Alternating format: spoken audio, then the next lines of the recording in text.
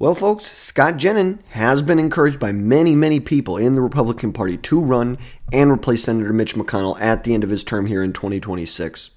Now, Jennings, who is a conservative firebrand on CNN, who really gives us our modern-day Ben Shapiro, facts don't care about your feelings clips, he's a straight shooter, refuses to back down from the radical, wild attacks from the left-wing media. But before we get into it, drop down below and hit that subscribe button. Make sure you never miss another video from us again in the future. Now, as we know, McConnell will not be running for re-election here, which gives the GOP a huge opportunity to really employ an America First candidate, conservative representative who can go to Washington, represent the state of Kentucky in D.C., and really many people are considering pundit Scott Jennings, as a native person from Kentucky. His name's really been thrown out there as a great replacement for Mitch McConnell.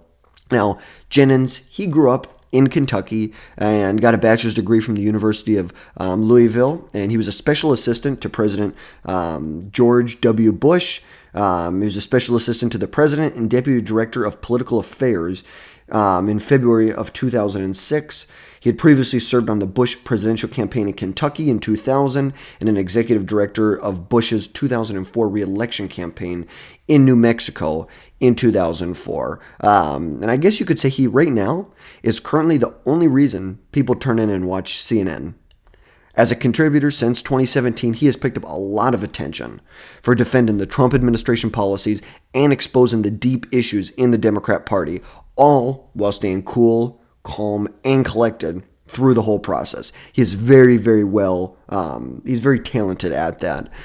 Going in, obviously these people are coming from a very emotionally charged point of view. He comes in with facts, logic, and just tells it as it is. He's a straight shooter. There's no other way around it. But as of now, he has not confirmed or denied if he's considering running or not. There have been some reports on both sides that we've heard that some people are saying that he might win or that he might run. Some people are saying that he's not even considering running. And from my perspective, I think he would be a much better candidate, or a candidate to serve the American people, defending our ideas throughout the United States, not as a senator. I'm not a big proponent. I really like what he does on CNN. He's a very fierce defender of the conservative brand, no doubt about it.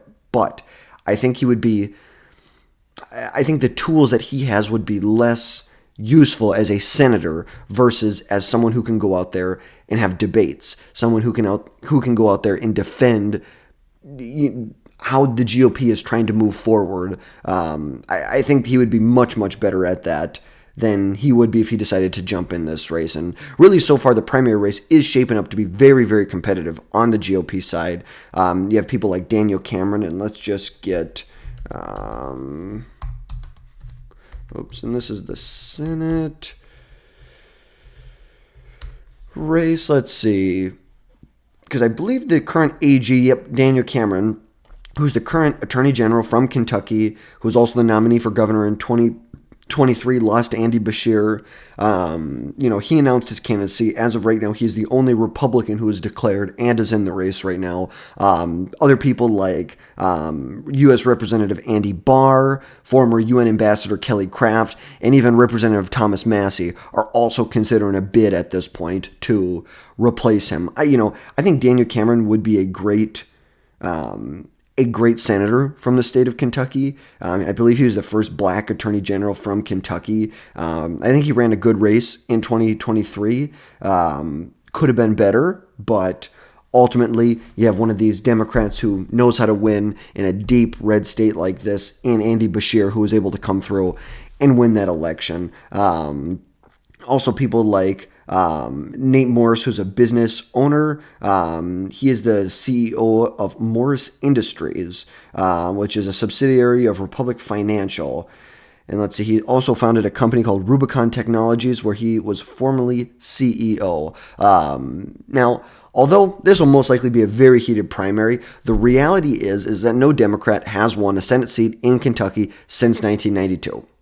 So I'm not very concerned about a general election here. Not concerned at all. It's been almost over 3 decades since a Democrat has won a Senate race. And from what I'm seeing here, Andy Beshear has declined. So far, we have one person, Pamela Stevenson, who's the minority leader of the Kentucky House of Representatives, represents the 43rd District and was a nominee for Attorney General in 2023. Here's the reality. Andy Beshear's out. I don't think they have a chance. If Beshear was going to run for this seat, I think that it would be really tight in the general election. But ultimately, just look at this. Inside elections, Cook Political Report, everybody solid Republican. This is not going to swing away. So we know this primary is really going to be the true race to pay attention to here. Now, going back to Scott Jennings, I think he would have a lot of strengths if he were to jump into this race. He has deep ties to the community in Kentucky. He understands Kentucky politics and has a long history with Republican leadership in the state. And really, he's also very media savvy. Like we said, go watch him on CNN. One of the few reasons why people actually watch CNN. Scott Jennings, you're looking at him right here. He is very, very savvy when he gets in front of a camera, and that is a weakness for a lot of people where they're not good when they get in front of the camera. And I'd say really his biggest weakness is also his strength. It's his media presence. In order to run a campaign, it's a huge time and financial commitment, which would most likely require him to step away from his day job at CNN. And additionally, he would face a really tough primary from really established, well-funded Republicans in the state. I just don't think it's something he should jump into. Stay on CNN. Keep doing what you're doing. Keep defending the GOP brand from these crazy radical Democrats. And like we said, as of now, today's March 4th, Scott Jennings, his potential run for Senate in Kentucky really remains, it's all speculative at this point. There is no hard facts. He has not even really addressed the reports if he's going to be running or not. There is a number of conservative circles that are encouraging him, but really no confirmation from him. Now, the race is poised to be a significant event for Kentucky Republicans with a competitive primary will most likely shape the state's future Senate representation for decades to come. As far as future development goes, such as announcements from Jennings or other candidates, we will be here to bring you all that information, let you know what's going on, bringing any updates that we see in the Senate race in Kentucky. So that's going to wrap things up for today, folks. Let me know what your thoughts are down in the comments. Smash that like button down below and hit that subscribe button so you never miss another video from us again in the future.